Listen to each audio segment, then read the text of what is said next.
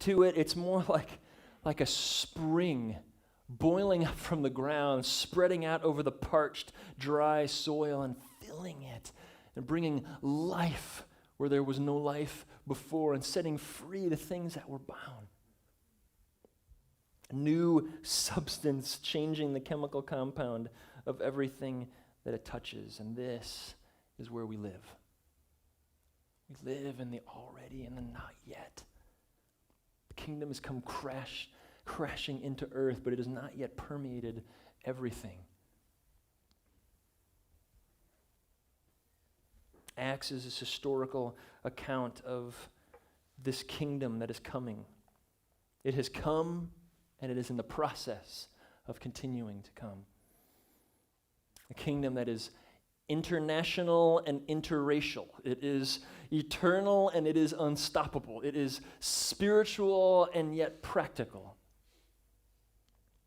And if we are surrendered to Christ and we are members of this extraordinary, eternal, spiritual kingdom, regardless of country or class or color, because borders and buildings don't matter.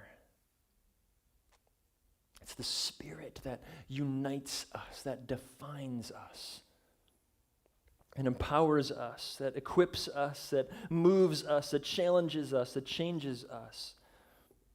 And for us to understand that this kingdom that we are a part of is spiritual is essential. It's essential for us to understand that it is a spiritual kingdom that we are a part of. It's essential in understanding the book that we're going to be walking through the next year.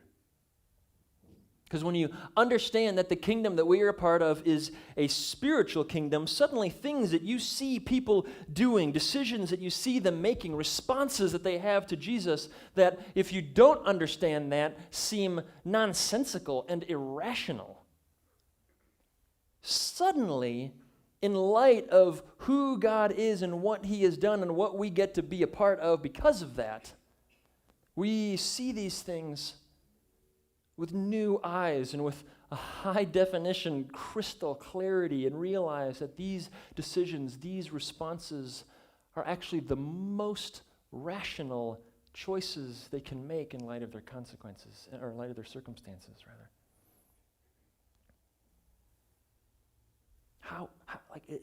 Why is it that they don't seem to care who Caesar is or who the high priest is or who the governor is?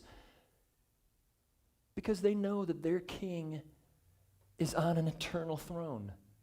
And it doesn't matter who's sitting in this tiny chair, because the one sitting on the throne of heaven and all creation isn't going anywhere. Why don't they care? Why are they so willing to just share or sell their homes and all their stuff? Because they realize they're not trying to build these tiny kingdoms. They belong to a different kingdom, and that this stuff is ultimately just dust and ash anyway. Its only real value is in what it can accomplish for the real kingdom. So yeah, I'll share it. It's just stuff. Yeah, I'll sell it. It's just stuff. If I can use it to display and demonstrate the gospel, no question. That's the most rational response. Actually, our response is typically the irrational response. Right? To say, none of this matters, might as well just sell it. In light of who Christ is and what He's done and who we are because of that is actually a much more rational response than, I must hoard all of this and have as much as possible. I want as much ash as I can possibly accumulate because it's so important to me. No, that's the nonsense response in light of the gospel. Right? The nonsense response is assuming that the kingdom of God, this eternal and spiritual kingdom with an eternal king, is so small and insignificant and inconsequential that it can simply be a minor additive to my life, and the rest of my life and desires and decisions look exactly like everyone else around me who don't know Jesus. That makes no sense. That is irrational.